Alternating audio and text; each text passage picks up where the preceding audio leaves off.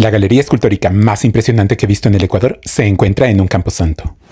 Se trata del Cementerio General de Guayaquil, que es patrimonio de la nación ecuatoriana desde el año 2003, y que sin duda es un punto que todos en el país deben conocer cuando visitan el puerto principal. Pues desde los imponentes mausoleos familiares con figuras de mármol italiano, las bóvedas menos opulentas pero que no dejan de mostrarnos personajes importantes como esta, la del gran poeta guayaquileño Medardo Ángel Silva, y hasta las que se encuentran bajo tierra, más austeras y destinadas a las clases menos favorecidas, todo en este lugar nos habla de historia y nos muestra la belleza que el ser humano puede encontrar incluso en los momentos más difíciles como la muerte.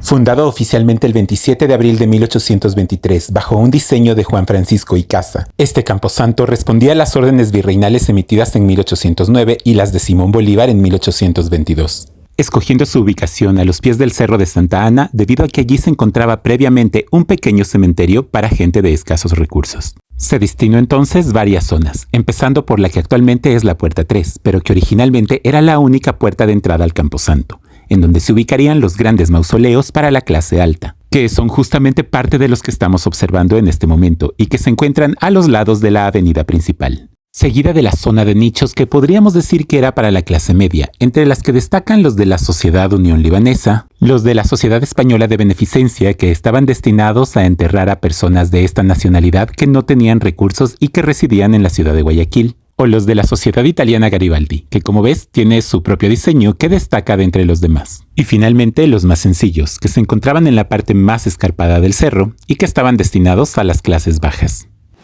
Y aunque hay tumbas personales más antiguas que no logré filmar, este conjunto de la familia Icaza Gainza es el más antiguo entre los mausoleos familiares, muchos de los cuales se adornan con las más exquisitas esculturas de estilo neoclásico que haya visto. Fruto de la migración de artistas y arquitectos italianos a inicios del siglo XX, que construyeron no solamente los más grandes edificios neoclásicos de Guayaquil, sino también las joyas que encontramos en este cementerio patrimonial. Entre estos, podemos destacar los nombres de Augusto Fagioni, Eugenio Bennett, Juan del Vecchio, Carlos Bartoli, Luigi Milani, Enrico Pacchiani, Francesco Mucciardini, Paolo Russo y Pietro Capurro, quienes dejaron para la eternidad obras que difícilmente encontraremos en otro lugar del país, y que en sus epitafios dejan evidencia de los cariños familiares, amores pasionales y hasta las gratitudes nacionales,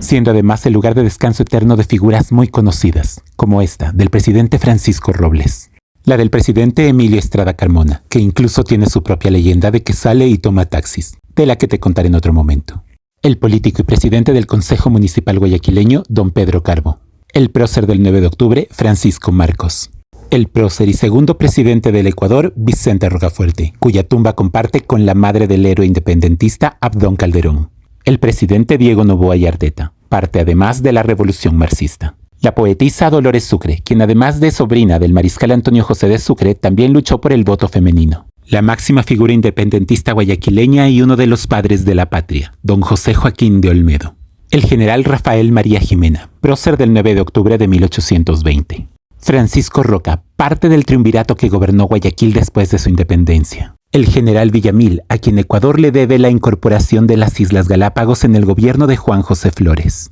El doctor Luis Bernaza, a quien le debemos el nombre de una de las principales casas de salud del país. El mausoleo de la familia Urbina, donde se encuentran enterrados el presidente José María Urbina, quien declaró la manumisión de los esclavos, su esposa Teresa Jado, primera dama de la nación, y su hijo José María Urbina Jado, quien fue uno de los principales banqueros a inicios del siglo XX en el país. Además, aquí encontramos el monumento funerario en el que reposan parte de los restos del general Eloy Alfaro, presidente del país en la época liberal, asesinado en Quito en 1912. Pues se hace necesario aclarar que parte de los restos fueron trasladados durante la Asamblea Constituyente de 2008 a Montecristi, su lugar de nacimiento.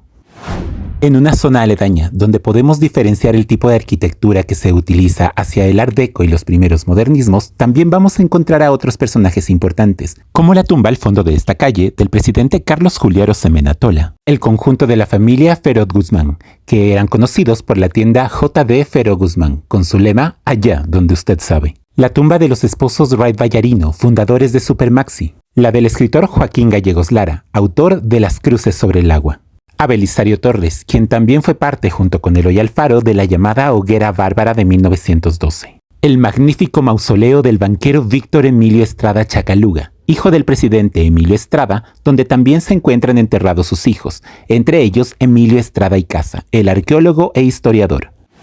Y a medida que vamos avanzando en el número de puertas, también lo hacemos en la línea del tiempo, pues podemos ver cómo cada vez las tumbas van cambiando sus estilos arquitectónicos, volviéndose cada vez un poco más cercanos a nuestro propio tiempo. Y allí, en medio de los pabellones más contemporáneos, vamos a encontrar a nuestros dos últimos personajes históricos. Uno de ellos, el ruiseñor de América, Julio Jaramillo, uno de los símbolos musicales más importantes del Ecuador. Y para terminar, la tumba del presidente Jaime Roldós Aguilera y su esposa Marta Bucaram, quienes fallecieron en funciones en un accidente aéreo el 24 de mayo de 1981. Y sí, sé que nos faltaron un montón de tumbas, pero aún así hicimos 3 horas y media de recorrido. Porque la verdad, el Cementerio General de Guayaquil es gigante y lleno de historia. Así que si eres un amante de la historia, la arquitectura y el arte como yo, no me queda más que recomendarte hacer un poco de necroturismo en este sitio. Seguro no te vas a arrepentir.